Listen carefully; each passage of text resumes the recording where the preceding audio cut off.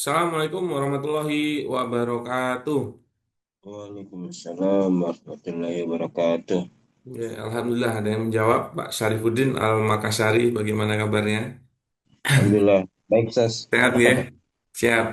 Oke, Ya, Sas. Alhamdulillah Rabbil Alamin. Wassalatu wassalamu ala asrofil anbiya wal mursalin. Sayyidina wa maulana Muhammadin wa ala alihi wa sahbihi ajmain amma ba'd. Oke, Alhamdulillah pagi hari ini kita bertemu lagi di Safari Sapa Fikih Pagi Hari. Program yang sudah dijalani sepertinya sudah 6 kali atau 7 kali ya pertemuan kita, yaitu kegiatan dari Bisyarah ID, ya, Bisyarah ID bersama INSMI, Institut Muamalah Indonesia yang digawangi oleh gurunda kita langsung, yaitu Ustadz Siddiq Al-Jawi bersama kami di Bisyarah bersama saya Firly Ferdiansyah. Nah, agenda ini rutin setiap Jumat pagi, yang mana kami ingin membagi keberkahan di setiap hari Jumat dengan membagi ilmu dan juga dalam forum yang sifatnya sebenarnya luas karena ini forumnya online bisa diikuti oleh banyak pihak dimanapun posisi dia berada. Nah, begitu juga ini kelas yang gratis, kajian yang gratis, yang free, maka juga bila berkenan mohon untuk waktu-waktu berikutnya bisa di-share atau dibagikan kepada rekan-rekan yang lain. Nah, insya Allah hari ini lanjutan materinya adalah tentang melunasi hutang atau bab hutang. Nah, menarik ya, karena bab hutang ini sudah kita lakukan di 3 pertemuan ini. Nah, sekarang pertemuan yang ketiga dengan judul Hukum Melunasi Hutang. Insya Allah banyak ilmu yang akan disampaikan oleh gurunda kita dan semoga menjadi ilmu yang bermanfaat. Amin. Salat dan salam juga kita panjatkan pada junjungan kita Nabi besar Muhammad SAW, yang semoga kita menjadi umat yang mendapatkan syafaatnya. Amin. Dan juga untuk keberkahan agenda kita pagi hari ini, ya, sebelum mulai, mari kita sama-sama membaca Umul Kitab Al-Fatihah. A'udzubillahi minasyaitonir rajim. Bismillahirrahmanirrahim. Iya, surah Al- Amin. Oke. Bagaimana kabarnya saudara-saudaraku? Alhamdulillah, semoga sehat selalu ya. Dan di sini sudah ada sekitar 39 peserta. Nah, agar lebih meriah, saya mau minta tolong kepada rekan-rekan semua, bisa ditulis di kolom chat ya nama dan juga kotanya dari mana, biar kami tahu eh, sampai pelosok manakah kajian safari ini bisa mencapai ya. Karena juga kapan waktu itu Ustadz Siddiq pernah menyampaikan, beliau pernah itu eh, ada kajian Zoom, ternyata salah satu pesertanya dari Amerika. Kan ngeri itu. Waduh. Jangan-jangan mata-matanya Donald Trump. Waduh, banyak nih ya, ada yang Blitar dan lain-lain ini. Ya, mohon yang lain untuk berpartisipasi untuk menghangatkan suasana pagi ini. Ya, tolong tulis dari kota mana Anda berada. Nah, oh, ada yang dari Palembang nih, Alhamdulillah. Kendari, waduh. Medan, widih, Alhamdulillah ya. Nah, insya Allah para peserta akan terus bertambah. Sekalian kita menunggu gurunda kita Ustadz Siddiq Al-Jawi. Nah, sedikit informasi buat rekan-rekan semua. Sebenarnya dari Jakarta, Ustadz Agus Fazri, siap Ustadz. Nah, sebenarnya ini menjadi sebuah rangkaian untuk eh, kegiatan yang memang kami khususkan itu sebuah forum pembelajaran, ya, forum pembelajaran mengenai kuliah waris. Nah, mohon izin untuk saya share screen. Nah, bab waris ini bab yang penting ya. saya sendiri itu belum belajar komprehensif.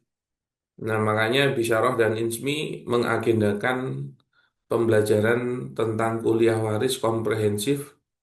Nah, kenapa komprehensif? Karena kenapa ini sebuah kuliah? Karena dilakukan dalam waktu 6 bulan. Oke, jadi 1 semester. Dan selama 6 bulan itu setiap minggu itu ada satu pertemuan. Jadi total akan ada 24 pertemuan. Berarti dengan 24 materi. Nah, sistem biayanya pun menggunakan SPP bulanan yang terjangkau. Nah, ini ilmu yang sudah banyak hilang atau belum banyak atau jarang dipelajari ya. Dan kemungkinan ada workshop ataupun pembelajaran tapi dengan pertemuan yang cukup pendek, paling sehari hanya untuk segera bisa menghitung. Nah, tapi kami beda karena banyak ternyata hal-hal yang perlu didetailing. Dan ini langsung diasuh bersama Ustadz Sidik Aljawi. Beliau pakar fikih muamalah kontemporer, ya. Jadi insya Allah ilmunya juga sudah mumpuni dalam hal ini. Dan saya sudah kurang tidak salah 4 kali atau 5 kali mendampingi klien untuk konsultasi waris langsung kepada beliau. Nah itu eh, cukup unik-unik ya kejadian-kejadian dalam keluarga itu, baik itu tentang silsilahnya, baik itu tentang hartanya. Nah, karena kebanyakan orang dulu atau mungkin yang belum punya ilmu itu banyak penyatuan harta antara suami dan istri, padahal seharusnya itu berdiri sendiri-sendiri dan itu bisa mempengaruhi harta waris. Nah, kami ini ada kabar baik, Isyarah dan Injmi mengadakan kuliah waris komprehensif. Nah, yang semakin menarik itu tentang silabus fikih warisnya. Widih, 24, nggak main-main ini. Nah, dimulai dari kewajiban membagi waris, kemudian rukun-rukun waris, syarat-syarat waris, sebab-sebab waris, termasuk penghalang-penghalang waris. Lalu bagaimana tahapan membagi waris, ya. Begitu juga ada studi kasusnya, begitu juga bagaimana pembagian waris secara beruntun itu, bagaimana harta warisan yang berupa harta haram. Widih. Kemudian ada yang juga untuk hermaprodit, waria, ganti kelamin. Kemudian yang waris dari orang yang meninggalnya bersamaan untuk janin. Yang ada tanazul anil hak. Kemudian juga mengenai wasiat. Ya, ini ilmu yang sangat penting. Ayo, luangkan waktu, luangkan materi, ya, luangkan energi untuk mempelajari ini. Toh ini dilakukannya secara online dan sebenarnya bisa kita lakukan karena biayanya juga terjangkau sekaligus untuk mendukung dan mensupport guru-guru kita. Dan ini pun menjadi bekal agar kita bisa ngitung sendiri bagaimana waris-waris yang terjadi. Karena di Indonesia itu diperbolehkan membagi waris itu menggunakan hukum Belanda, hukum adat, atau hukum agama. Nah, yang wajib kita lakukan adalah yang hukum agama. Makanya, ayo kita pelajari dengan baik, ya, mengenai waris ini. Nah, biayanya bagaimana sih? Nah, biayanya itu hanya kalau satu orang ya 250.000 per bulan. Jadi 6 bulan kali 250.000. Nah, kalau mau langsung bayar sekali, ya itu, sorry, mau bayar 1 semester langsung 6 bulan, cukup di 1 juta. Dan kalau Anda mau belajarnya bermanfaat lebih banyak orang, bisa daftar untuk satu keluarga atau settingannya untuk 5 orang. Nah, ini cukup SPP-nya 1 juta per bulan, atau kalau mau 1 semester sekalian 4,8 sudah dapat 5 akun. yang bisa Anda bagi-bagi ke saudara-saudara Anda, dan idealnya saudara-saudara Anda juga paham ilmu yang sama, karena pada saat nanti saling membagi waris, tidak banyak diskusi-diskusi yang membuat permasalahan atau kendala di pembagian itu agar sesuai syariah. Ya, ini sangat terjangkau. Ya, dan sepertinya menurut saya, setahu saya, belum ada pembelajaran waris sekomprehensif ini. Kalau misalnya ada, berarti sayanya yang nggak tahu. Begitu ya. Nah, nanti informasi lebih detail akan disampaikan oleh admin untuk linknya. Ya, ayo kita ikuti agenda-agenda ini sekaligus mensupport guru-guru kita dan juga bisa di-share ke rekan-rekan yang lain begitu. Nah, itu informasi awalan ya, sambil menunggu gurunda kita. Ini beliau masih eh, belum hadir ya. Ditunggu sebentar. Nah, sedikit diskusi tambahan dari kajian kita yang lalu, yaitu mengenai bab-bab yang eh, tentang utang. Nah, ini sudah ada beberapa juga yang ikut ya di kelas ini, di mengenai kuliah waris itu, dan ini ada yang Bu Syaridal tanya cara hitung-hitung matematika bagi warisnya sesuai Al-Quran juga ada ya Ustaz? Ada. Nah, makanya di dalam ilmu waris itu bukan hanya kemampuan fikih saja yang diperlukan, tapi kemampuan perhitungan matematika. Karena nanti pakai seper itu. Tapi insya Allah ya kalau sudah lulus SD itu harusnya mampu lah. Ya, kalau Anda sudah cukup dewasa, memperhitungkan itu cukup, insya Allah mampu. Tinggal memang nanti dengan contoh kasus, insya Allah akan lebih paham lagi. Nah, makanya ayo ikuti ya biar bisa tahu mengenai itu. Ada Ustadz 40.000 per bulan di ngaji subuh tapi sudah selesai. Bagus kalau sudah belajar, tapi saya tidak tahu apakah materinya komprehensif yang dari kami karena ini 24 kali pertemuan ya. Oke, kembali kepada diskusi mengenai materi kita ya, mengenai hukum melunasi utang. Nah, ini menarik sekali karena mohon maaf, eh, gencetan kehidupan saat ini di dalam sistem ekonomi kapitalisme, yang mana juga di dalam utang piutang itu diperbolehkan mengambil keuntungan, maka memang menjadi wajar ya, saya juga nggak nyalahin.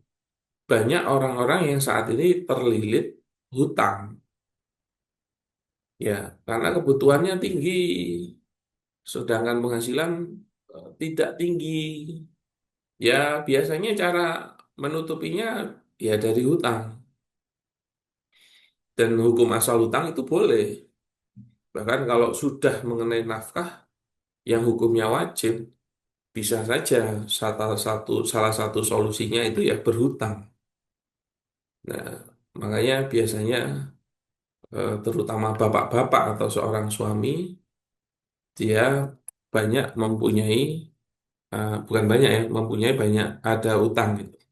Ya, dan juga saat ini sangat mudah sekali untuk mencari utangan. Tapi memang dikarenakan di dalam sistem ekonomi kapitalisme itu diperbolehkan untuk mencari keuntungan di dalam pinjaman atau utang piutang. Yang mana itu sebenarnya riba kalau di dalam Islam. Nah, maka juga banyak orang yang terlalu bermudah-mudahan dalam mengambil hutang karena alasan-alasan kondisi saat ini. Ya, tapi padahal itu riba ya.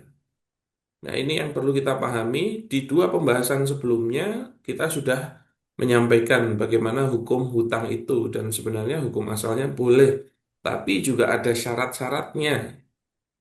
Ya, jadi di dua pertemuan yang sebelumnya, bab hutang itu sudah kita diskusikan. Nah, yang hari ini akan kita bahas adalah hukum melunasi hutangnya. Nah, menarik ini karena juga mohon maaf ya, banyak yang terlalu bermudah-mudahan di dalam hutang, tapi akhirnya berakhir dengan tidak tidak selesai. Yang mana juga sepertinya tidak punya niatan yang serius untuk menyelesaikannya,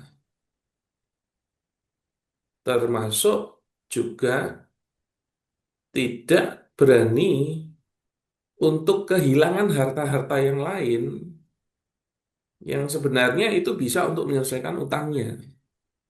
Nah, nanti insya Allah akan dibahas oleh gurunda kita, Ustadz Siddiq Al-Jawi. Insya Allah beliau sudah standby, nggih. Assalamualaikum Ustadz Siddiq. Mohon ditunggu sebentar. Waalaikumsalam warahmatullahi wabarakatuh. Nggih, waduh, tampilannya ganteng sekali nih Ustadz pagi hari ini. Apa namanya, auranya dari bajunya yang putih dan juga slayernya ini mantap sekali. Sudah agenda ngopi sudah dilakukan, nggih, Ustadz? Ya, ini Siap. barusan Berarti ngopi. sudah siap untuk berbagi ilmu bersama kami, gurunda kita, Ustadz Siddiq Al-Jawi. Nah, karena untuk mempersingkat waktu, beliau juga sudah hadir dan siap untuk membagikan ilmunya. Nah, maka langsung saja Ustadz, karena sudah jam segini, takutnya pembahasannya juga panjang nih. Karena ini bab-bab yang menarik dan juga ini bab yang sensitif. Ya. Nah, kita perlu paham fikihnya seperti apa karena khawatirnya kita salah amalan. Nah, untuk itu kepada gurunda kita Ustadz Siddiq Al-Jawi, monggo waktu dan tempat kami persilahkan. Tafadhol Ustaz. Baik, terima kasih. Assalamualaikum warahmatullahi wabarakatuh. Waalaikumsalam warahmatullahi wabarakatuh. Alhamdulillahi rabbil alamin. Wassalatu wassalamu ala ashrafil anbiya'i wal mursalin. Sayyidina wa maulana Muhammadin. Wa ala alihi wa sahbihi ajma'in. Amma ba'du. Alhamdulillah Bapak Ibu yang berbahagia, ikhwan dan akhwat rahimakumullah. Kita berjumpa lagi pada hari ini, hari Jumat tanggal 26 Juni tahun 2026 dalam kegiatan yang kita beri nama Safari Sapa Fikih Pagi Hari yang diselenggarakan oleh Bisyarah ID yang bekerja sama dengan Institut Muamalah Indonesia. Tema kita pada pagi hari ini adalah hukum melunasi utang. Pokok bahasanya yang pertama, wajibnya yang berutang melunasi utang. Yang kedua, wajibnya pemberi utang memberi kelonggaran bagi debitur yang mengalami kesulitan. Memberi kelonggaran ini maksudnya memberikan tenggang waktu atau bahasa Arabnya itu inzor. Inzor pakai tok zo ya, pakai zo inzor ya. Kemudian yang ketiga, sunnahnya pemberi utang membebaskan utang, baik itu sebagian maupun seluruhnya.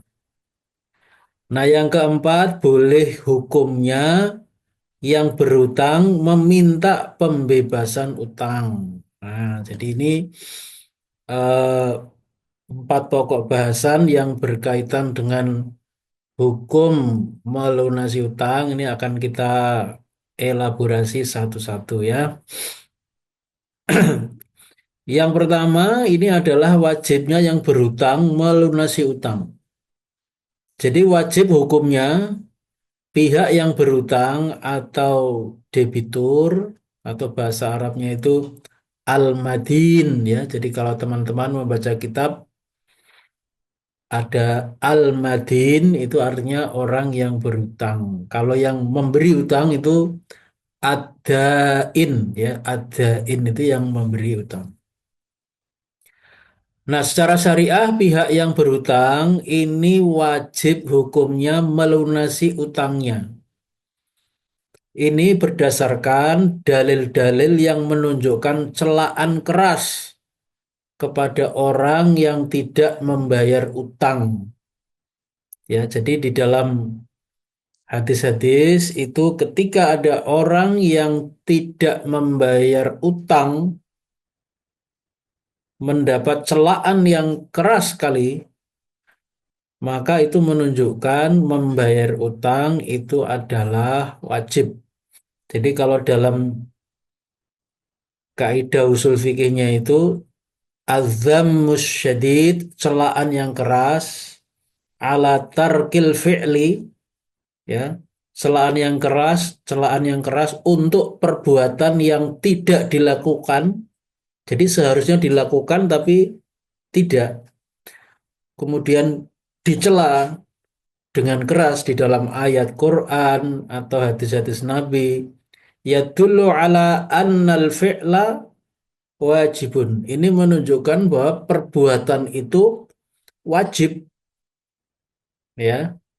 Jadi ada perbuatan yang seharusnya dilakukan tapi tidak dilakukan. Nah, ketika tidak dilakukan ini mendapat celaan yang keras dari Al-Quran atau hadis itu menunjukkan perbuatan itu wajib, ya. Misalnya sebagai contoh di dalam satu hadis Rasulullah eh, menerangkan tentang apa namanya orang yang tidak berzakat, ya. Jadi ada hadis Nabi yang menerangkan orang yang tidak berzakat nanti di hari kiamat harta yang tidak dizakatinya itu emas atau perak atau uang, ya, karena uang sekarang itu fungsinya seperti emas atau perak itu. Nanti uang yang tidak dizakati itu akan dijelmakan oleh Allah menjadi seekor ular. Ya, seekor ular yang dikalungkan oleh Allah pada leher orang Islam itu. Nah, kemudian ular itu bisa bicara, ya, kepada orang itu. Saya adalah hartamu. Saya adalah hartamu yang kamu simpan, yang tidak kamu zakati gitu. Nah, jadi hadis ini adalah celaan yang keras terhadap suatu perbuatan yang ditinggalkan. Apa itu? Zakat. Jadi ini menunjukkan bahwa berzakat itu wajib karena ketika zakat itu tidak dilakukan, itu mendapat celaan, kecaman yang atau ancaman yang sangat keras bahwa nanti harta yang tidak dizakati itu akan menjelma menjadi seekor ular yang itu dikalungkan, ya, pada leher orang itu, lalu ularnya itu yang bicara, aku ini adalah hartamu yang dulu kamu simpan, tidak kamu zakati. Ini hadis sahih, ya, bukan mitos-mitos, bukan. Ini hadis sahih riwayat Imam Bukhari, Imam Muslim, ya. Nah, seperti ini juga hadis-hadis yang akan saya sampaikan, ada celaan yang keras terhadap sesuatu yang harusnya dilakukan tapi tidak dilakukan, dikecam dengan keras. Nah, ini menunjukkan perbuatan itu wajib, membayar utang itu wajib. Nah, ini kita lihat sabda Rasulullah Shallallahu Alaihi Wasallam yang pertama, riwayat Imam An-Nasai.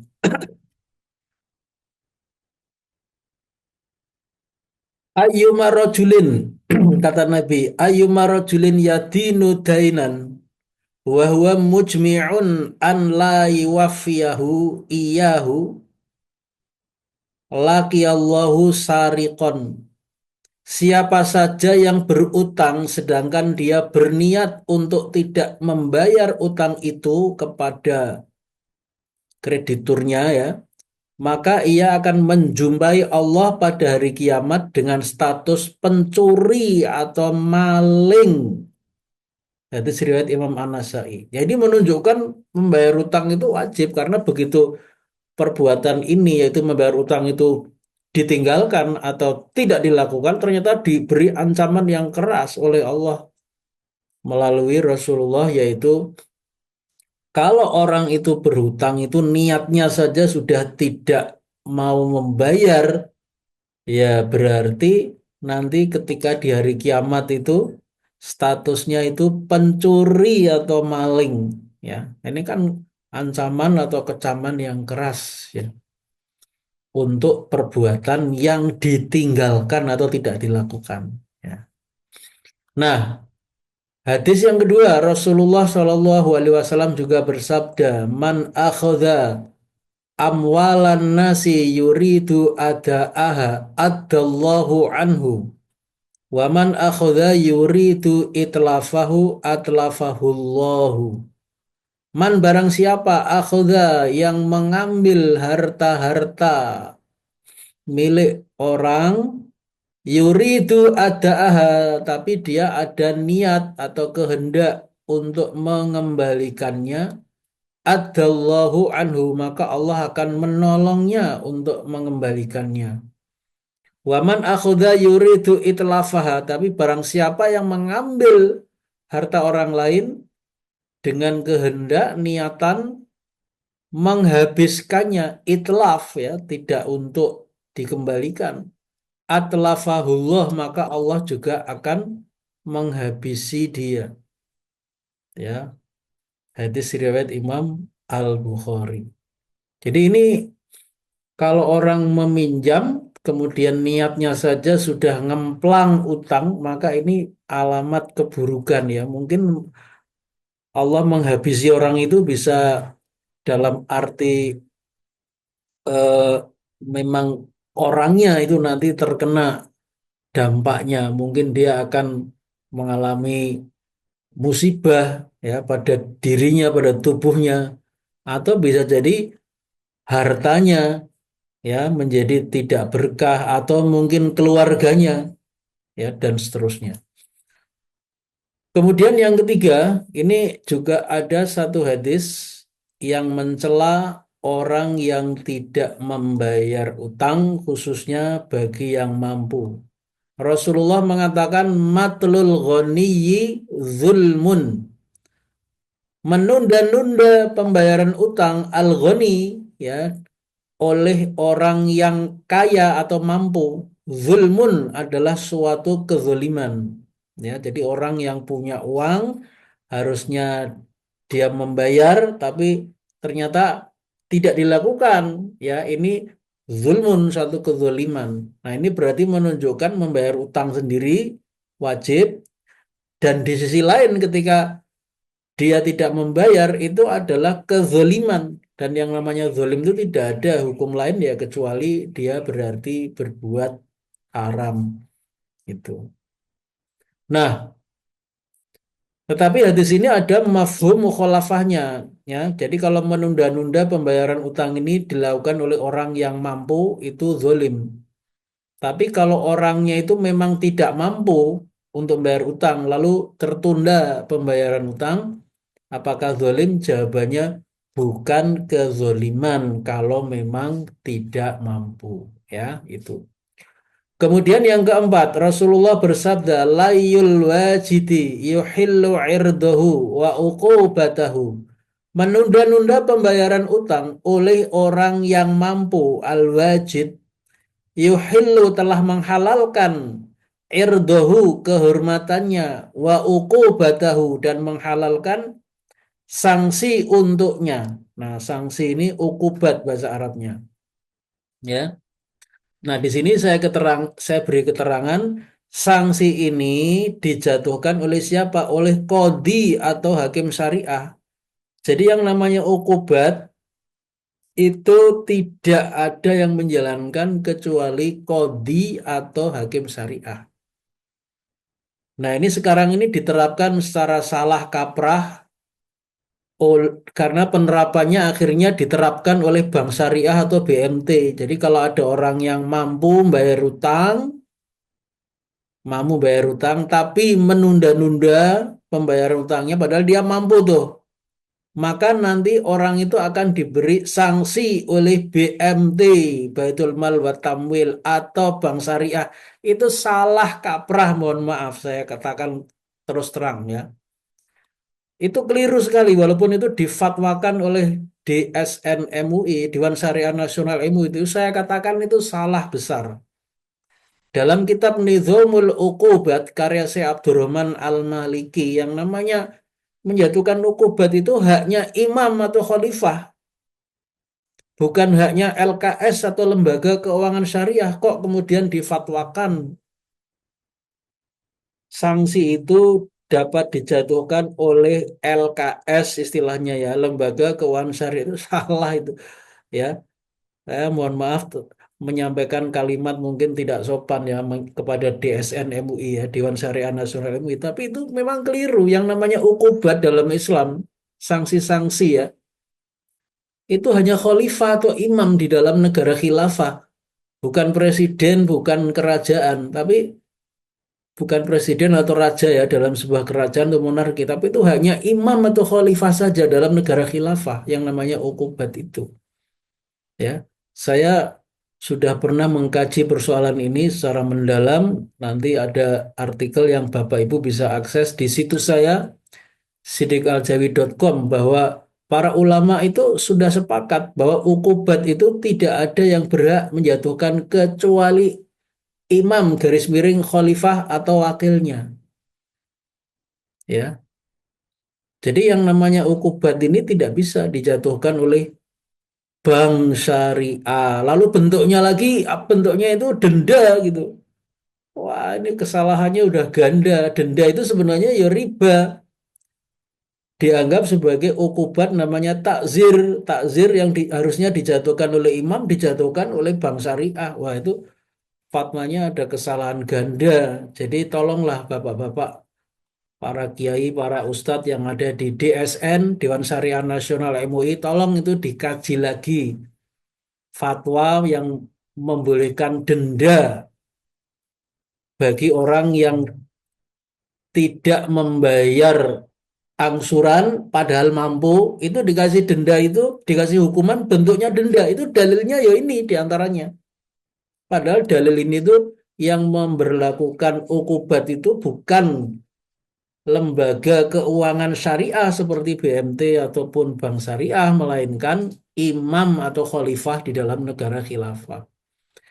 Dan di dalam sejarah Islam itu dikemukakan oleh para ulama, tidak pernah kalau ada orang yang terlambat membayar angsuran itu kemudian diberi hukuman takzir berupa denda atau al-gharamat, istilahnya gharamat. Nggak ada dalam sejarah Islam itu. Yang ada itu al-habs. Al-habs itu artinya dipenjara. Jadi ini sudah keliru sekali ya, mohon maaf ya. Saya omongannya mungkin terlalu vulgar ya. Masa ulama, profesor, doktor, ahli-ahli disebut keliru oleh Ustadz Siddiq. Ustadz Siddiq itu siapa? Nah, ini saya menyampaikan kebenaran. Ya, walaupun mungkin tidak enak ya, mohon maaf ya. Baik, jadi itu di antara dalil-dalil yang menunjukkan wajibnya membayar utang ya. Jadi kalau secara ilmu usul fikih, hukum wajib itu dari mana penyimpulannya? Karena ada celaan yang keras ya, celaan yang keras terhadap orang yang tidak membayar utang. Jadi kalau dalam ilmu ushul fikih itu azammus syadid litarkil fi'li yadullu ala annal fi'la fardun. Jadi kaidahnya seperti itu. Celaan yang sangat keras terhadap perbuatan yang ditinggalkan. Perbuatan itu harusnya dilakukan, tapi tidak dilakukan. Mendapat celaan yang keras, oh berarti perbuatan itu wajib. Ya seperti tadi saya contohkan, ada hadis bahwa ketika orang itu tidak berzakat, ternyata ada hadis Nabi nanti di akhirat itu akan diwujudkan harta yang tidak dizakatinya itu dalam bentuk ular yang dilingkarkan pada lehernya. Ya, ini kan celaan atau ancaman yang keras terhadap perbuatan yang harusnya dilakukan tapi tidak dilakukan. Nah, ini menunjukkan membayar zakat itu wajib. Ya, contoh yang lain misalnya di dalam Al-Quran ya ada perintah sholat, aqimus sholata, Al-Baqarah 43. Ternyata dalam surat Al-Muddatsir ayat 42-43 itu ada ayat bunyinya begini. Masalakakum fisakorin. Jadi para penjaga neraka itu bertanya kepada orang-orang yang dijebloskan di neraka itu. Masalakakum fisakor. Apa yang membuat kalian masuk ke neraka? Qalu, mereka yang di neraka itu mengatakan qalu lam naku minal musallin. Dulu kami di dunia tidak termasuk orang-orang yang sholat. Nah, itu Al-Quran surat Al-Muddatsir ayat 42-43. Nah, itu ilmu usul fikihnya gini. Ini proses istinbat hukumnya ya. Jadi ada celaan yang keras ya terhadap suatu perbuatan. Perbuatan itu harusnya dilakukan sholat, tapi ternyata ketika tidak dilakukan itu mendapat ancaman atau celaan yang keras yaitu masuk neraka. Oh, berarti perbuatan itu wajib, sholat itu wajib. Nah, itu sama reasoningnya atau penalarannya dengan hadis-hadis yang saya sampaikan ini. Ada celaan atau ancaman yang keras kepada orang yang harusnya bayar utang, tapi dia tidak bayar utang. Nah, ketika tidak bayar utang itu dikecam. Nah, nanti di hari kiamat itu akan statusnya pencuri. Dia akan ketika bertemu dengan Allah, dia itu pencuri. Orang yang mampu tidak bayar utang itu zolim diberi kecaman. Nah, itu berarti menunjukkan membayar utang itu hukumnya wajib. Karena sampai-sampai kalau orang itu tidak melakukannya, itu nanti ada ancaman-ancaman yang keras dari Allah Subhanahu wa Ta'ala. Nah, jadi inilah bapak-bapak, ibu-ibu yang berbahagia, ini dalil-dalil yang diantara ya, tidak semuanya ini dalil-dalil wajibnya pihak yang berutang untuk melunasi utang. Ya, ini sebagian ya, tidak semuanya. Oke, itu yang pertama. Kemudian yang kedua itu wajibnya pemberi utang memberi kelonggaran, yaitu memberi waktu tambahan, waktu tenggang bagi debitur yang mengalami kesulitan, ya, yang tidak mampu. Ya, jadi pemberi utang ini hukumnya secara syariat wajib memberi tempo atau inzor. Ini saya tulis Arabnya begini, inzor ya, supaya jangan dibaca inzar. Kalau inzar pakainya zal, dal, zal, ro, za, zal, inzar itu artinya peringatan. Makanya di sini saya kasih Arabnya inzor itu memberi tempo atau memberi waktu tambahan ya. Kepada siapa hukumnya wajib ini? Ini eh, yang melakukan itu adalah pemberi utang ya. Pemberi utang wajib memberi tempo atau inzor kepada debitur orang yang berhutang yang bagaimana yang tidak mampu membayar utangnya hingga dia mampu membayar utang. Nah, ini dijelaskan hukumnya oleh seorang ulama namanya Imam Tajuddin As-Subki ya dalam kitabnya Al-Asbah wa Nadzair juz 1 halaman 186. Jadi beliau mengatakan al-inzaru wajibun ya lil mu'sir. Jadi al-inzar memberi tempo itu wajibun wajib kepada siapa? Lil mu'sir pakai ain ya. Lil mu'sir bagi orang yang kesulitan. Namun penambahan tempo tersebut tanpa menambah besarnya utang. Sebagaimana yang lazim terjadi dalam restrukturisasi utang dalam sistem kapitalisme sekarang itu kalau ada orang gagal bayar atau default istilahnya itu nanti direstrukturisasi utangnya ditambah temponya tapi itu utangnya bertambah. Nah, ini riba tidak boleh gitu. Jadi kalau dalam Islam itu ada penambahan waktu tetapi tidak ada penambahan besarnya utang itu tidak ada, nggak boleh ya. Karena penambahan besarnya utang itu hakikatnya adalah riba. yang telah diharamkan dalam Islam. Nah, inilah yang dulu di zaman Nabi itu disebut riba jahiliyah. Ya, orang diberi pinjaman, misalnya temponya 1 tahun. Tapi setelah 1 tahun tidak mampu bayar. Nah, orang yang memberi pinjaman bilang, ini kamu saya kasih tempo ya, saya kasih 1/2 tahun. Tapi besarnya utangnya itu kamu tambah, ya, tambah sekian persen dari pokok utang. Ini yang dulu di zaman Rasulullah itu disebut riba jahiliyah. Kalau pas di awal tuh nggak ada perjanjian penambahan, nggak ada, ya. Tapi penambahan itu terjadi ketika gagal bayar, lalu ada penambahan tempo, dan itu ada penambahan besarnya utang lah. Jadi adanya riba kalau di zaman dahulu, riba namanya riba jahiliyah ya, itu terjadinya bukan sejak awal, tapi ketika gagal bayar. Nah, kalau sekarang Bapak Ibu, perjanjian adanya bunga itu bukan ketika gagal bayar, tapi sejak awal ketika orang itu minjam duit, itu ada tambahannya. Jadi sebenarnya lebih jahiliyah lagi kan. Masa sekarang itu kapitalisme itu sangat-sangat jahiliyah gitu. Nah, apalagi dengan restrukturisasi utang ini tambah jahiliyah lagi. Karena sejak awal sudah mengenakan bunga, ketika ada restrukturisasi utang ada tambahan biayanya, gitu. Nah, ini tidak boleh dalam Islam.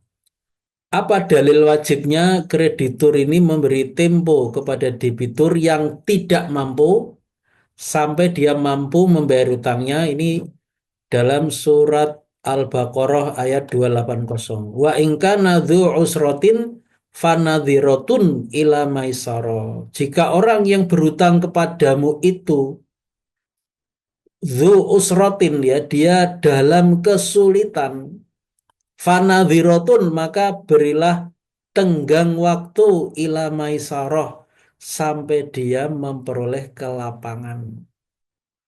Wa antasaddaqu khairul lakum in kuntum ta'lamun. Tapi kalau kamu menyedekahkan utangmu, artinya membebaskan utangmu, itu lebih baik bagimu. Tapi ini yang menjadi dalil itu bukan yang itu.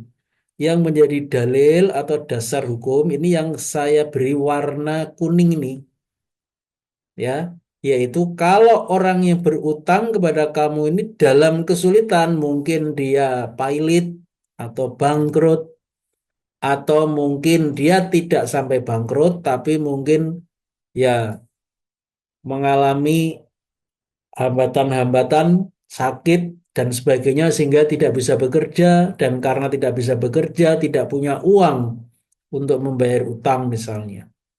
Maka fanadhirotun ila maisaro, itu wajib hukumnya memberi tenggang waktu. Jadi ini hukumnya wajib ya, memberi tenggang waktu, bukan sunnah, tapi wajib. Karena kalau nanti hukumnya sekedar sunnah, berarti kan tetap boleh nagih kan. Padahal ketika nagih itu orangnya itu dalam kesulitan, itu berarti orangnya itu sudahlah dalam kesulitan, ditagih itu menimbulkan doror, menimbulkan mudorot, karena orang dalam kesulitan sendiri itu sedang mengalami mudorot atau bahaya atau doror ya, ditambah dengan penagihan itu jelas akan menambah doror yang dialami oleh pihak yang berutang. Makanya memberi tenggang waktu itu, ini hukumnya itu memang wajib ya, bukan anjuran. Yang anjuran atau sunnah itu nanti membebaskan utang. Nah, ini sunnahnya pemberi utang membebaskan utang. Jadi pemberi utang disunnahkan hukumnya membebaskan utangnya debitur yang tidak mampu, baik sebagian maupun seluruhnya. Ini juga dikemukakan oleh Imam Tajuddin As-Subki tadi dalam kitab yang sama, Al-Asbah wa Nadzair juz 1 halaman 186. Kitabnya ada 2 jilid ya. Ini jilid yang 1. Jadi beliau mengatakan al-inzoru wajibun lil mu'sir, ya. Jadi inzor memberi tenggang waktu itu wajib. Tapi kalau membebaskan utang ya itu mustahab. Mustahab itu ya sama dengan sunnah atau mandub. Nah, dalilnya ini yang pertama ini ayat tadi, nanti ada hadis-hadis yang mendukung sunnahnya ini.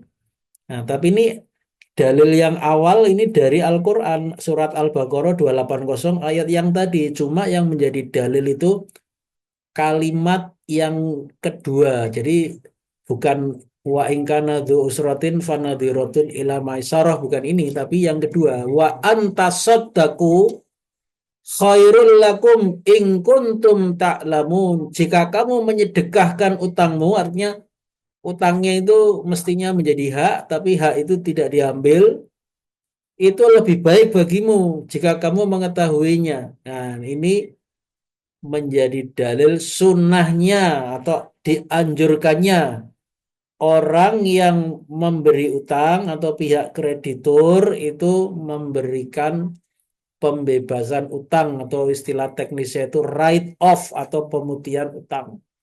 Udah ini utangnya saya anggap lunas misalnya gitu. Atau utangnya ini kamu bayar 50% aja ya.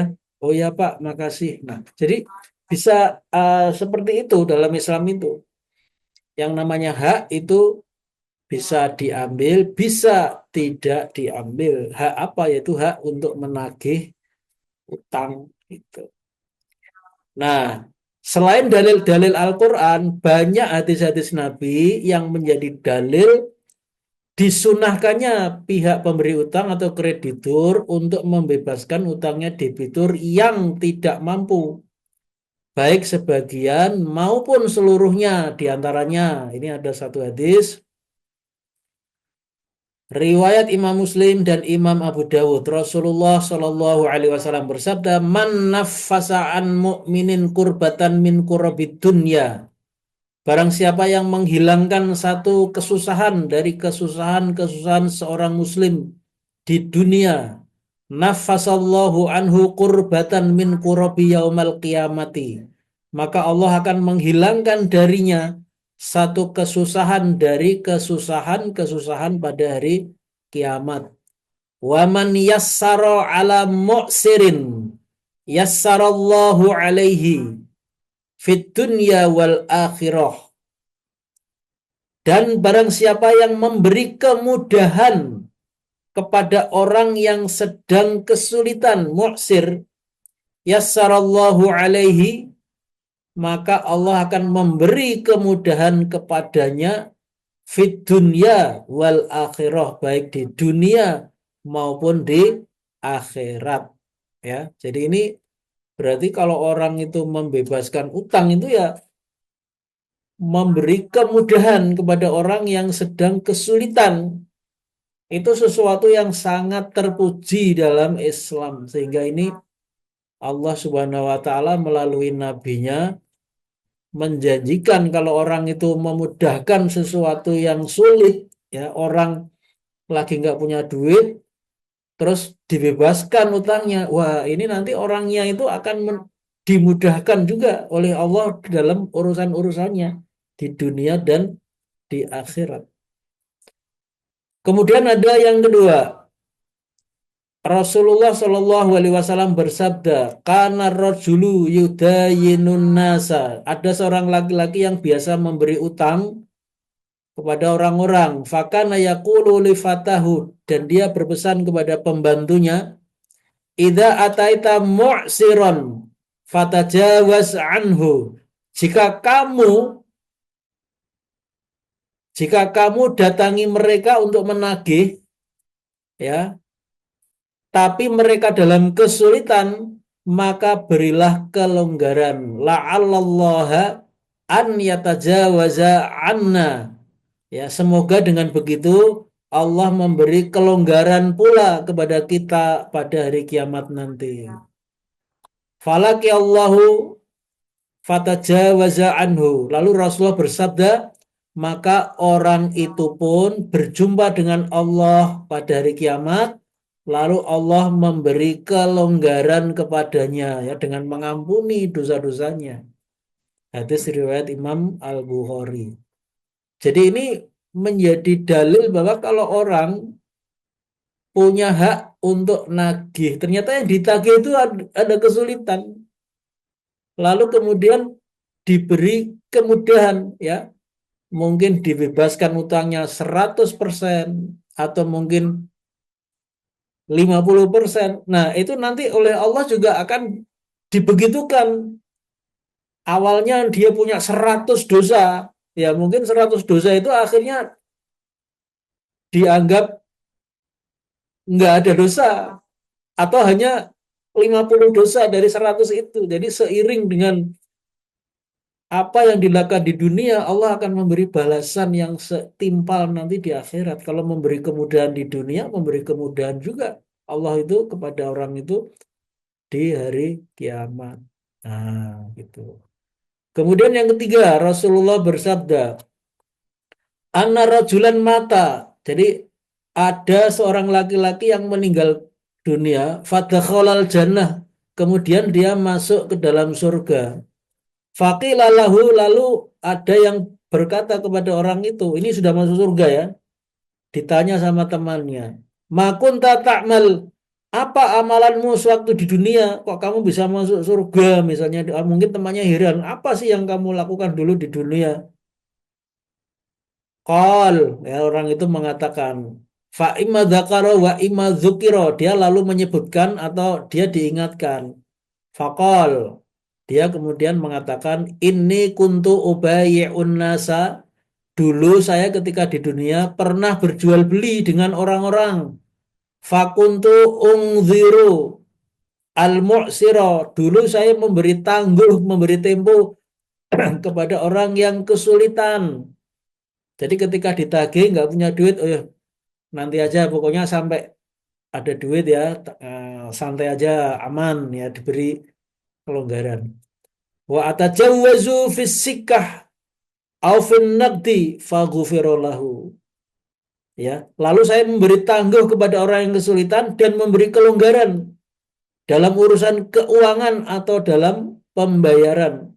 Jadi karena itulah dosanya diampuni. Hadis riwayat Imam Muslim nomor 2919.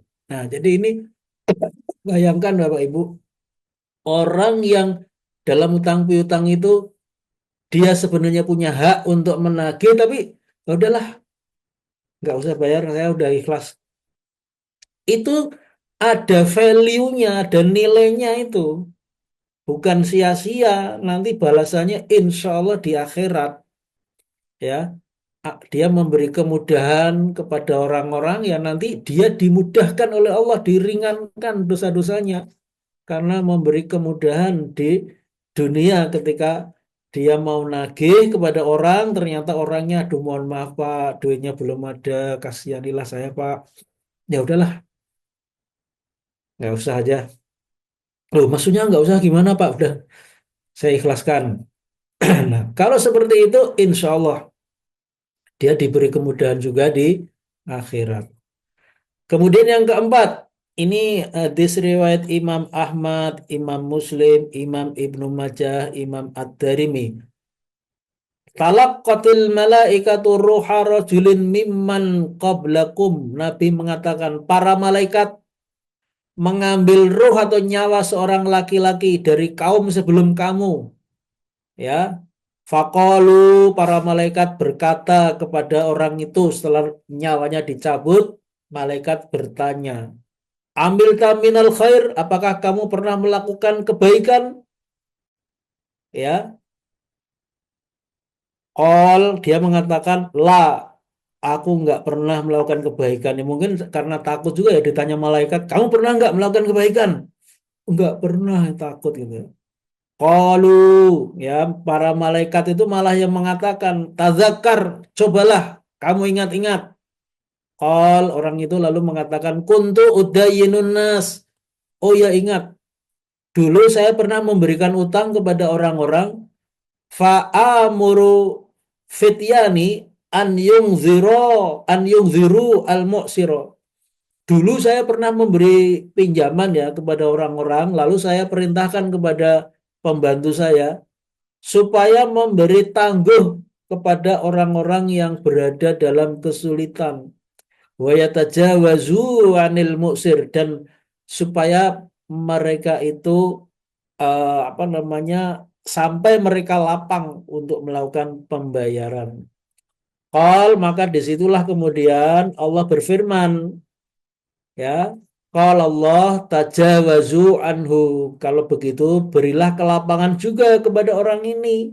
Ya, jadi Allah berkata, ya, kalau orang itu dulu eh, melakukan seperti itu, dia memberi kelonggaran, kelapangan, ya sudah, gini, orang ini beri kelonggaran atau kelapangan juga, ya. Nah, berdasarkan dalil berupa hadis-hadis Nabi tadi, di samping ayat Quran tadi ya, Al-Baqarah 280, wa wa antasaddaqu khairul lakum in kuntum ta'lamun. Ya, kalau kamu menyedekahkan utangmu itu kamu putihkan, tidak kamu tagih, ya, baik sebagian atau keseluruhan, maka itu lebih baik bagimu kalau kamu tahu. Itu Al-Baqarah 280. Di samping hadis-hadis tadi itu menunjukkan apa?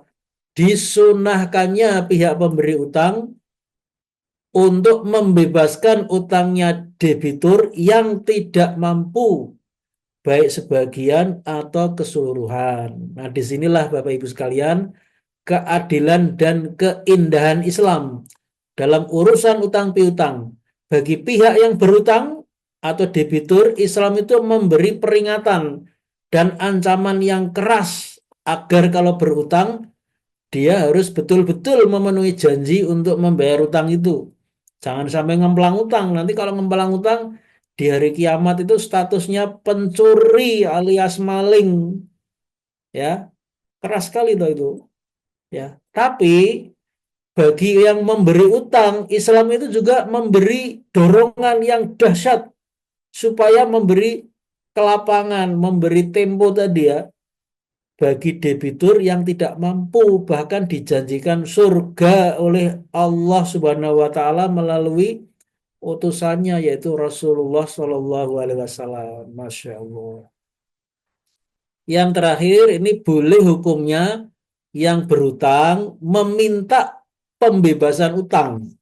Jadi boleh orang yang berutang itu, tolong Pak, saya lagi ada macam-macam urusan, mohon keringanannya, utang saya minta diskon. Nah, ini boleh, ya. Ini ada satu riwayat an Aisyah, dari Ibunda Aisyah radhiyallahu anha, semoga Allah meridhoinya. Qalat, dia berkata, Sami'a Rasulullah sallallahu alaihi wasallam sauta khusumin bil babi aliyatin aswatuhuma.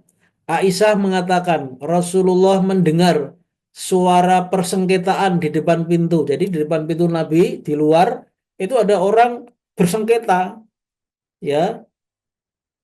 Suara keduanya saling meninggi.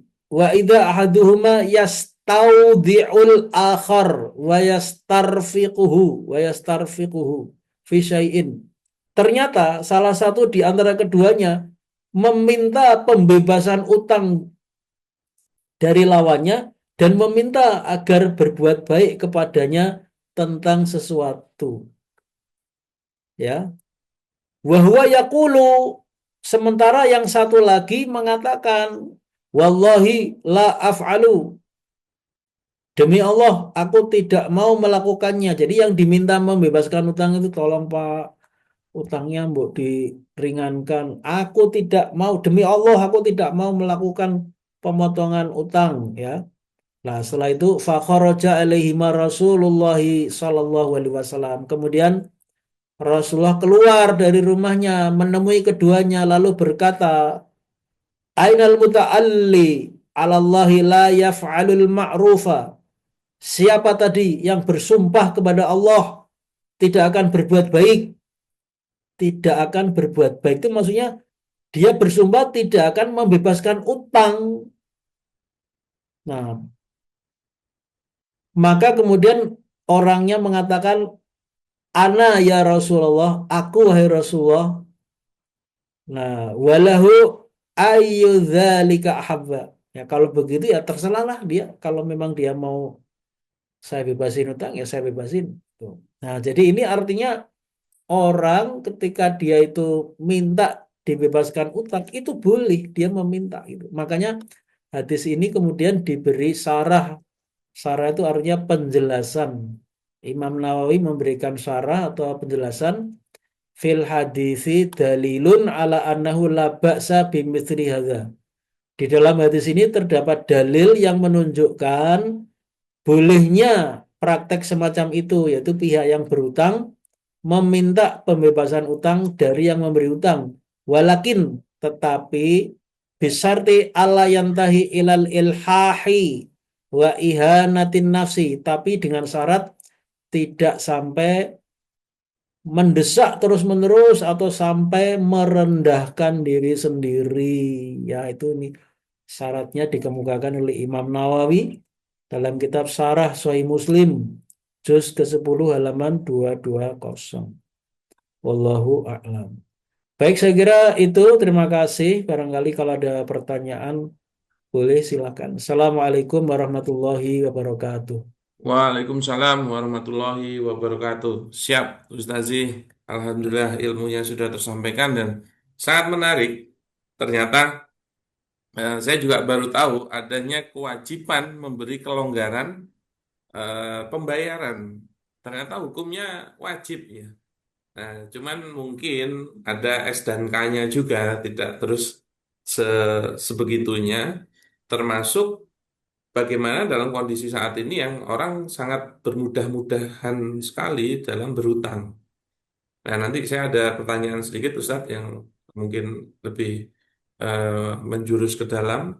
Tapi sebelumnya saya ingin mengulangi sebentar mengenai agenda dari kegiatan kuliah waris dari Bisyaro ID dan INSMI, Institut Muamalah Indonesia. Nah, kita melakukan kuliah waris komprehensif bersama gurunda kita, Ustadz Siddiq Aljawi, 1 semester 6 bulan, 24 kali materi dan 24 kali pertemuan dengan biaya SPP bulanan. Nah, materinya ada 24, sangat-sangat komprehensif untuk dipelajari agar kita nantinya bisa menghitung sendiri perhitungan-perhitungan waris kita maupun orang lain. Makanya jangan dilewatkan kesempatan ini dan sebenarnya secara biaya juga sangat terjangkau, sekitar 250.000 per bulan saja. Nah, jangan dilewatkan kesempatan ini. Begitu juga mohon dibantu untuk di-share ke rekan-rekan yang lain. Tadi juga sudah diberikan linknya untuk pendaftaran dan ini juga menjadi rangkaian dari kegiatan safari beberapa kali pertemuan ini. Nah, termasuk bab utang ini jadi didiskusikan karena berhubungan dengan diskusi waris. Nah, kemarin kan sudah ada itu bagaimana apakah waris itu di maaf, apakah utang itu diwariskan? Nah, kami sudah memberikan kajian tersebut, nanti bisa dilihat di list kajian yang sudah kami berikan ada di akun YouTube-nya Bisaro ID. Dan kalau Anda mengikuti grup di grup kami, insya Allah akan di-share ulang mengenai materi tersebut. Nah, untuk tanya jawabnya, sebelumnya saya mau bertanya dulu, Ustaz. Karena Ya, jadi punya privilege bertanya lebih dulu. Nah, pertanyaannya seperti ini, Ustaz. Membayar utang itu hukumnya wajib, tadi sudah kita pelajari. Berarti kalau dikontak oleh pemberi hutang, nah si debitur apakah juga menjadi wajib untuk merespon, Ustaz? Karena ada beberapa dan kebanyakan kejadian tanpa mendiskusikan mengenai niatannya, yang mana kalau dikontak oleh pemberi utang itu juga nggak merespon dan menjadi tidak jelas. Dan apakah itu juga menjadi dosa karena membayar hutang hukumnya wajib, maka meresponnya juga bisa menjadi wajib. Itu pertanyaan satu, Ustaz. Yang pertanyaan kedua, tadi disampaikan juga wajib memberi tempo, tapi itu sebenarnya untuk yang tidak mampu ya. Lalu bagaimana kalau sebenarnya dia mampu tapi menunda-nunda? Nah, termasuk memang yang dimaksud mampu di sini memang secara uang cash itu dia tidak punya, tapi dia masih punya harta atau aset lain. Mungkin ya mohon maaf ya motornya, mungkin juga motornya bukan motor yang seadanya ya, motor yang bagus. Mungkin mobilnya. Dan biasanya kalau utang-utang yang besar itu rumahnya. Nah, apakah kita juga wajib memberi tempo untuk yang seperti itu? Nah, itu pertanyaan saya dua, Ustaz. Nah, cukup menarik untuk dibahas dulu sebelum ke pertanyaan-pertanyaan berikutnya. Monggo Ustaz sih, mohon jawabannya. Ya, jadi kalau orang yang memberi utang kreditur itu mengontak debitur, itu statusnya bisa menjadi wajib, bisa ya, tidak selalu menjadi wajib, bisa menjadi wajib kalau eh, apa namanya eh, ketika tidak direspon itu mengakibatkan urusan utang ini tidak selesai. Jadi ketika urusan utang tidak selesai ini kan artinya ketika tidak direspon itu harusnya itu wajib dibalas, tapi ketika dia tidak melakukannya mengakibatkan tertundanya pembayaran utang secara tanpa dasar yang dibenarkan syariah. Harusnya ya wajib hukumnya merespon. Ya, tapi bisa jadi tidak merespon, tapi orangnya itu sebenarnya sudah menyiapkan dana itu bisa, gitu. Makanya itu nanti sangat tergantung kondisinya. Merespon itu Kondisi. hukumnya bisa menjadi wajib atau tidak wajib itu tidak tidak selalu gitu ya. Jadi kalau kalau memang dia itu cuek dan ketika dihubungi cuek dan itu kemudian mengakibatkan dia itu kemudian tidak membayar utang, padahal mampu, ya berarti itu statusnya wajib tadi itu. Ya, ketika Dan tidak berdosa ya melakukan, Ustadz kalau dia tidak melakukannya. ya kalau dia tidak merespon ya berdosa karena mengakibatkan tertundanya pembayaran utang padahal mampu. Kan orang yang mampu membayar utang tapi dia tidak membayar utang, itu kan berdosa statusnya. Kan tadi disebutkan matlul Betul, ghani betul. zulmun, ya, menunda-nunda pembayaran utang oleh orang yang mampu itu adalah perbuatan zolim. Duitnya ada, kalau duitnya tidak ada, dia masih punya aset istilahnya ya, masih punya tanah, masih Nah, punya rumah dan termasuk itu. sebagainya yang bisa dijual untuk melunasi utang, tapi dia terlalu sayang kepada harta bendanya itu, istilahnya itu masih ada kemelekatan, ya, istilahnya kemelekatan yang berlebihan pada harta benda sehingga malah memperutangnya tidak selesai karena dia terlalu apa namanya melekat ya harta bendanya itu pada dirinya. Harusnya kan ya dijual aja gitu untuk membayar utang itu. Nah, itu Siap. yang pertama. Kemudian yang kedua, menunda-nunda pembayaran utang oleh orang yang ghani, yang mampu, itu adalah suatu kezaliman. Tadi sudah dijelaskan ya hadisnya. Bagaimana kalau orang itu tidak punya cash duit ya uang uang yang liquid tapi dia punyanya itu aset, apakah itu juga bisa dianggap mampu? Ya jawabannya mampu. Yang namanya orang mampu itu kriterianya dia terpenuhi ya kebutuhan-kebutuhannya yang dasar, ya ditambah kebutuhan-kebutuhan sekundernya secara apa namanya istilahnya kifayah bil Minimal. ma'ruf, ya ada kecukupan yang rata-rata untuk orang seperti dia di masyarakat. Jadi kalau sudah kebutuhan dasarnya sandang, pangan, papan terpenuhi, ditambah kebutuhan sekunder yang merupakan keharusan, misalnya transportasi, komunikasi sudah terpenuhi, maka orang itu disebut ghani. Ya, itu berarti ghani itu seperti itu. Siap. Nah, jadi kalau yang namanya orang yang goni dan dia ya punya kemampuan untuk bayar utang tapi tidak mau bayar utang, ya berarti itu termasuk perbuatan zolim gitu. Ya, Siap, Ustadz. Masih berhubungan dengan hal itu sedikit, Ustadz. Nah, kalau ternyata dia mampu, berarti kan tidak menunda-nunda utang itu sebuah kezoliman. Berarti bisa saja pemberi utang itu pihak yang dizolimi. Nah, mungkin pada suatu titik dia itu ya mungkin emosi dan eh, tidak menerima itu dengan baik, tapi dia berposisi sebagai orang zolim. Lalu dia melakukan doa, yang mana doa seorang zolim, orang yang dizolimi itu kan mabrur, Ustaz. Tidak ada hijabnya. Nah, apakah melakukan doa seperti itu juga boleh, Ustaz? Karena posisi dia dizolimi. Ya boleh aja itu hak dia. Jadi kalau orang statusnya kreditur ya, yang memberi utang. Utang. Lalu dia menagih yang meminjam itu sebenarnya mampu, tapi dia itu memang orangnya mentalitasnya sudah rusak. Jadi dia tidak takut untuk ngemplang utang istilahnya. Dia mampu sebenarnya untuk bayar utang, tapi dia sengaja tidak bayar. Berarti ini kan dia berbuat zalim kepada yang memberi utang. Nah, yang memberi utang itu namanya mazlum, orang yang dizolimi. Nah, orang yang dizolimi itu memang dalam hadis Rasulullah pernah mengatakan, ittaqi da'watal mazlumi fa innahu laisa bainahu wa bainallahi hijabun.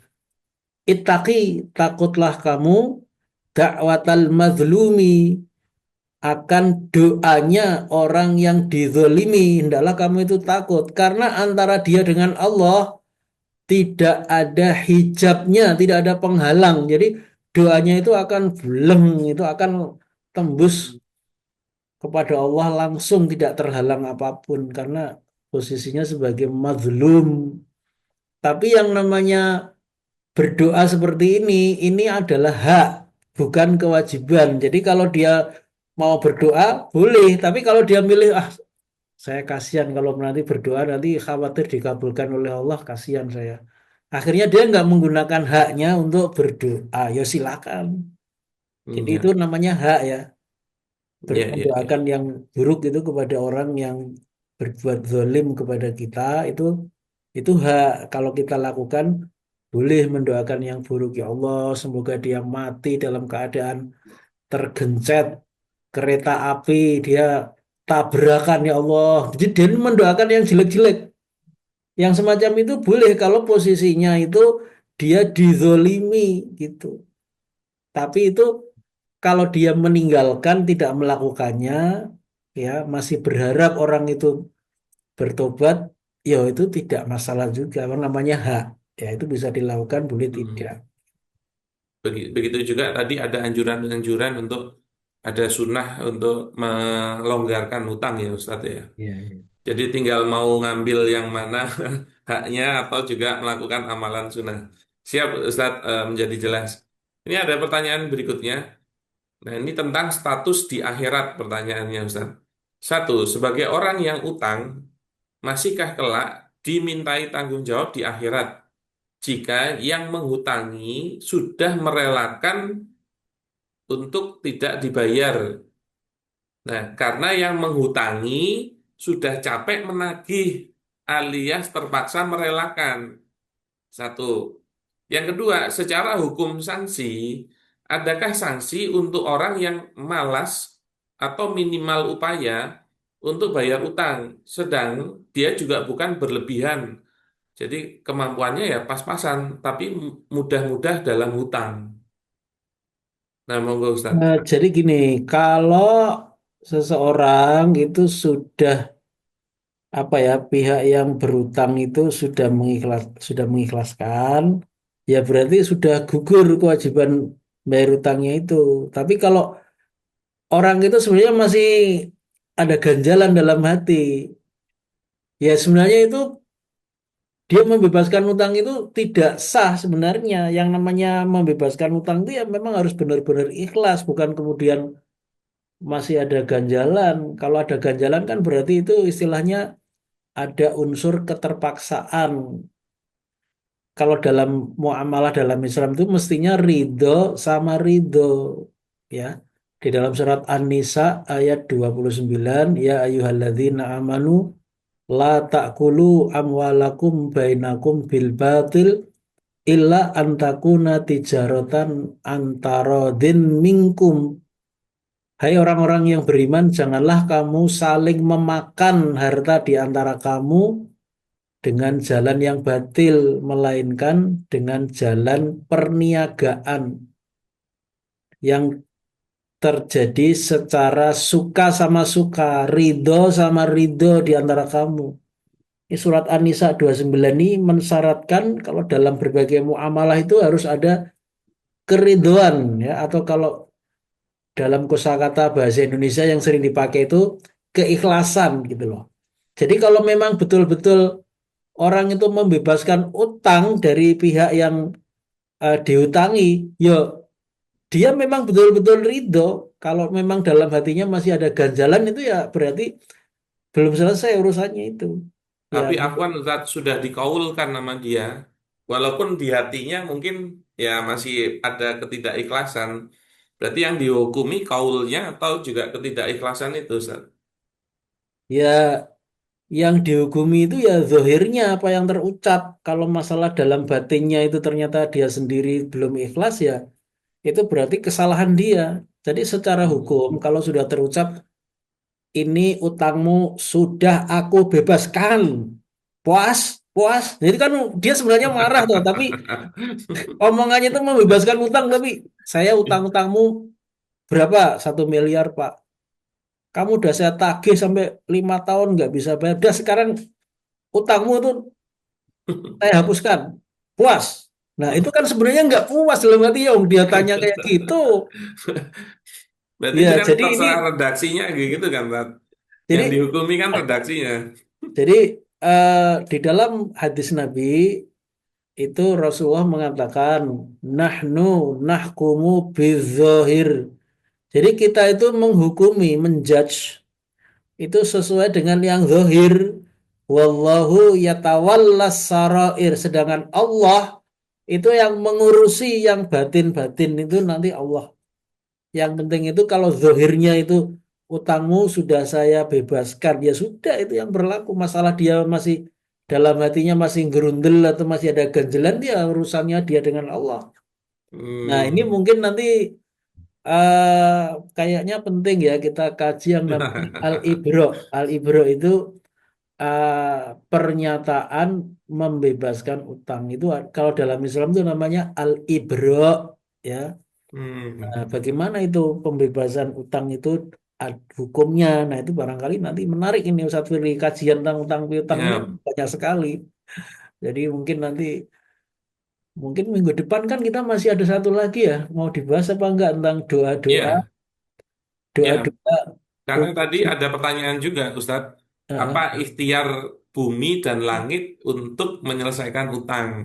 nah Nah, itu mungkin ikhtiar langitnya berhubungan ikhtiar dengan langitnya doa-doa ada itu, doa Ustadz. itu ada doa-doa supaya kita dimudahkan oleh Allah untuk membebaskan. Kayaknya perlu ya upaya Perlu. ikhtiar ikhtiar untuk bebas utang itu penting itu ya. Ya, Jadi ada termasuk ikhtiar. doa-doa itu, Ustadz. Dan Iya, bisa jadi dari 4 pembahasan mengenai bab utang ini, malah yang paling ramai pas bagian doa utang itu, Ustadz. iya doa. Karena, Karena doa dalam doa-doa yang dicontohkan oleh Nabi itu terkandung selain doanya itu sendiri itu menurut saya terkandung apa ya semacam mentalitas yang Allah itu hmm, berkehendak kita itu punya mentalitas seperti yang ada dalam doa itu gitu. Jadi doa itu dasar kalimat-kalimatnya itu. Jadi kita hmm, itu harusnya punya mentalitas atau nafsiyah seperti yang ada di dalam doa doa tersebut. itu. Jadi doa-doa itu juga semacam apa ya pembinaan Hmm, mentalitas atau pembinaan karakter ya untuk Muslim gitu. Jadi kayaknya penting juga dibahas. Nah baru setelah itu nanti ada pembahasan Al-Ibro itu ya. Ya, atau mungkin bisa kita hmm, satukan nanti Jumat depan lah kita siap. bagi materi. Ya, untuk pertanyaan keduanya, Ustadz, secara hukum sanksi, adakah sanksi untuk orang yang malas atau minimal upayanya untuk bayar utang, sedangkan dia juga sebenarnya bukan berlebih, hanya kemampuannya pas-pasan, cuman suka bermudah-mudahan dalam hutang. Ya, ya itu nanti gini, sanksi yang dimaksud itu kalau mungkin sanksi itu dari pengadilan Islam ya, peradilan syariah itu nanti ya tergantung nanti pertimbangan dari hakim syariah atau kodi nanti akan memberi sanksi sesuai fakta yang ada. Kalau misalnya orang itu disebut wajib melunasi utang, nanti wajib melunasi utang itu kan kalau dibuat kuantitatif dari angka 0 sampai 100 itu nanti hakim syariah itu akan melihat sejauh mana upaya orang itu untuk melunasi utang. Karena bisa jadi orang itu dari 0 sampai 100 mungkin skornya 90 karena dia sangat serius untuk menyelesaikan utangnya. Tapi mungkin ada orang yang ya santai-santai. Jadi usahanya untuk melunasi utang itu dari 0 sampai 100 mungkin hakim syariah akan menilai ini cuma 20 30 lah ini dari 100. Kan itu namanya orang itu usahanya bisa beda-beda untuk satu hal yang sama.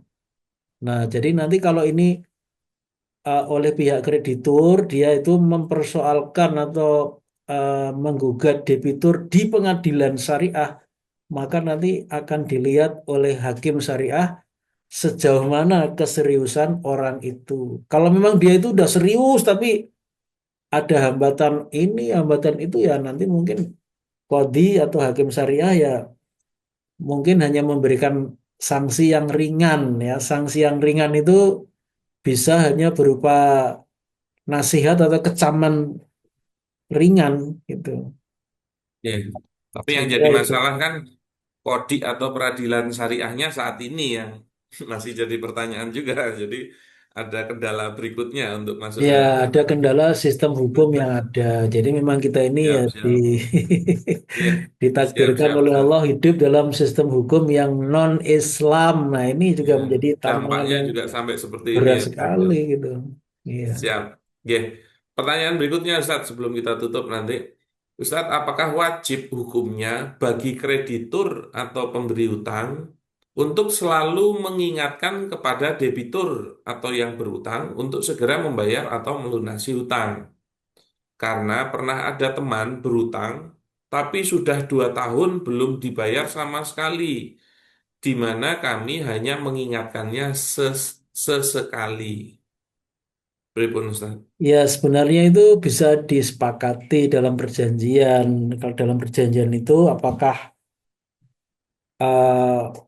pihak kreditur itu mengingatkan atau bagaimana gitu. Mestinya ada dalam perjanjian utang piutang itu ada diperjanjikan ya. Tetapi begini ya, walaupun itu tidak ada, sebenarnya itu merupakan hak dari pemberi utang. Itu hak namanya hak untuk menagih ya. Hmm. Yang namanya hak itu mau dilakukan silakan, mau tidak dilakukan juga silakan. Beda dengan kewajiban ya. Jadi eh, utang itu merupakan hak ya, hak bagi yang memberi utang. Tapi bagi yang diberi utang itu wajib, wajib untuk dikembalikan. Tapi kalau bagi yang pemberi utang itu hak, hak apa? Hak menagih gitu. Yang namanya hak itu boleh diambil, boleh tidak, terserah gitu. Ya, jadi yang penting kita ngerti mana yang punya hak, mana yang punya kewajiban. Kalau orang yang memberi utang ya kalau menagih itu hak menagih bukan kewajiban menagih. Jadi andai Hmm. kata dia diem aja nggak berdosa wong itu namanya hak. Nah, ya. Beda dengan orang yang berhutang kalau dia tidak membayar ya dia Kewajiban ya. berdosa karena kewajiban. Walaupun misalnya nggak ditagih, dia nggak bisa Terus berargumen begini, saya tidak membayar utang karena apa? Karena nggak nggak ditagih. ditagih. Loh, ditagih atau nggak ditagih itu tidak mengubah kewajiban. Yang namanya kewajiban melunasi utang itu nggak berubah kalau misalnya orang yang memberi utang diem aja. Ya itu satunya tetap wajib. Nah gitu ya. Jadi kita harus tahu Siap, mana yang siap. hak, mana yang kewajiban. Oke, Oke. siap. Menarik, Ustadz. Nah, ini sebelum penutup, Ustadz, ada satu lagi request dan mungkin bisa jadi note. Kalau tadi kan berbicara tentang doa agar lunas hutang. Nah, ini ada pertanyaan. Doa untuk memudahkan nagih utang. Ada nggak kira-kira Ustadz nanti nanti bisa menjadi bagian dari Eh, apa namanya materi pekan depan yang berhubungan dengan tagih menagih nih, iya, lunas iya. melunasi.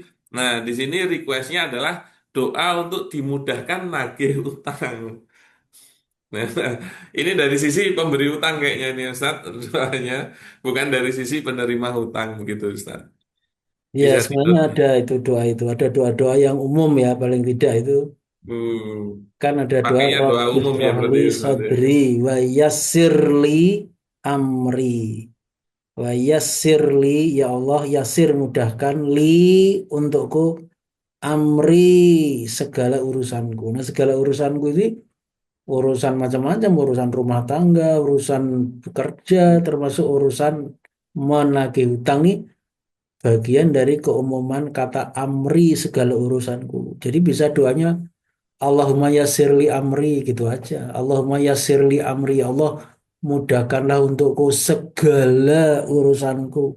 Nah, segala urusanku ya termasuk macam-macam ya, termasuk yang menjadi hajat itu menagih utang gitu. Itu bisa dipakai Allahumma yassirli amri gitu. Siap. Nah, mungkin juga jadi note untuk tambahan yang materi minggu depan, Ustaz, Ya, biar juga bisa di-share-share dan kita bisa ingat. Begitu, Ustaz. Oke, ya, karena sudah jam 7 lebih, mungkin kita cukupkan agenda safari kita pagi ini.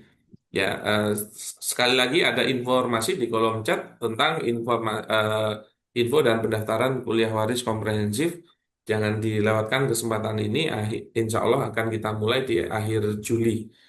Nah, saya mengucapkan terima kasih atas kehadirannya, terutama kepada Gurunda atas waktu dan juga ilmunya. Begitu juga semua peserta Zoom pagi hari ini. Semoga apa yang kita diskusikan menjadi ilmu yang bermanfaat, terutama tentang bab melunasi hutang. Ada tambahan-tambahan yang cukup kita ketahui pagi hari ini. Ya, dan semoga menjadi ilmu yang bermanfaat dan semoga kita bisa bertemu lagi di majelis berikutnya. Insya Allah kita akan rutinkan setiap Jumat pagi. Jangan dilewatkan dan juga mohon dibantu untuk di-share ke rekan-rekan yang lain. Nah, mari kita tutup agenda kita dengan membaca hamdalah dan doa kafaratul majelis. Alhamdulillahirabbil Alhamdulillahirrahmanirrahim. Subhanallahumma wa Astagfirullah wa bihamdika. atubu ilaik. Begitu dari kami, matur nuwun, afwan minkum, akhirul